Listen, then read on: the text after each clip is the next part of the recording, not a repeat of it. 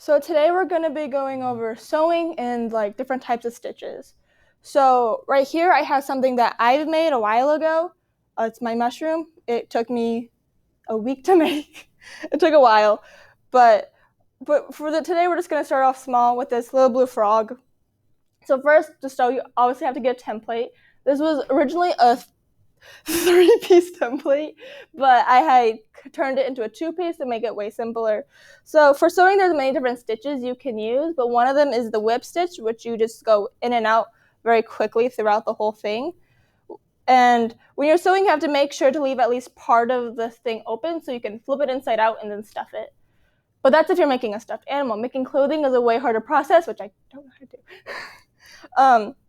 There are many tools you can use, such as pins, which is what I have right here, buttons, and this is what you normally hold your pins and needles in, with this little pepper on the end actually being used to sharpen your needles. A lot of people don't know that and end up just cutting it off, but it is used for sharpening needles. You can also use safety pins to hold projects together, but normally I do use pins. And then, so you're gonna just quickly just do a whip stitch all the way across. And then when you're done with your whip stitch, you can unpin it and flip it inside out. And then you also have to draw your pattern on the side that you don't want to be showing. So then when you flip it inside out, you don't have to see it, and you'll have a seam going all the way down. And then there's different stitches you can use. There's the whip stitch, and then there's the ladder stitch, which I use for closing my stitches. And then for buttons, this is what I tend to use for the eyes because it's way easier than embroidering, which takes a lot of time and practice to do.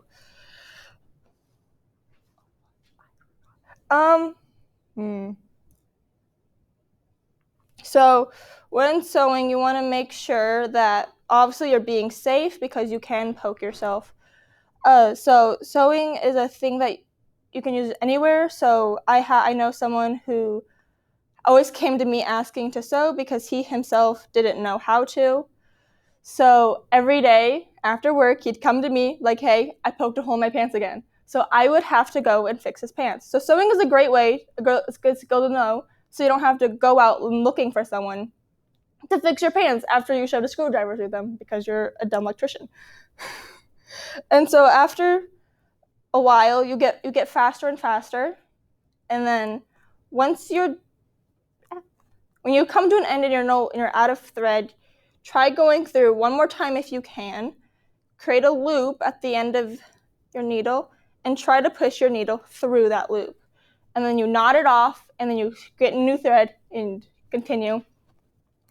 And then what I like to do before I fully flip it is, while it's still semi-open, I attach the button for eye where I want the eye to be. Normally I put 2, but I only brought 1.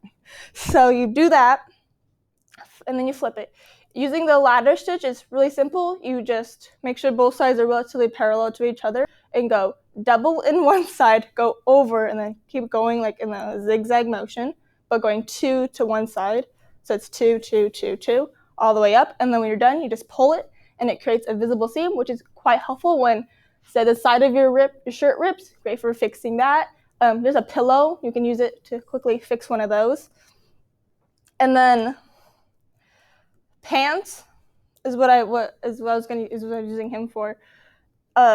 You take 4 pieces together, 4 pieces of fabric, and then, because in case you like rip your pants, say you get a pair of pants and they do not fit. Well, you could, if they're too long, you can go by the hem of them, fold them you can fold them inwards to whatever length you need them to be and stitch across. You can either use a machine or hand sew, but with jeans, it's very hard to get them onto a sewing machine because they have a little bottom piece, which is used to store extra products. So you will have to either have a really small sewing machine like I do, or have to do it by hand, which is really tedious.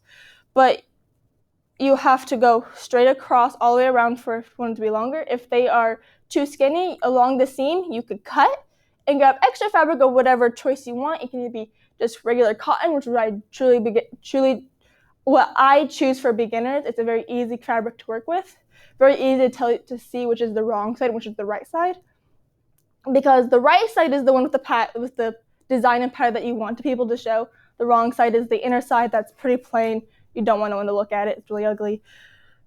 But you can use that, and you can add more stretch or whatever you need to those pants. A lot of people use them when making disco pants to make them wider.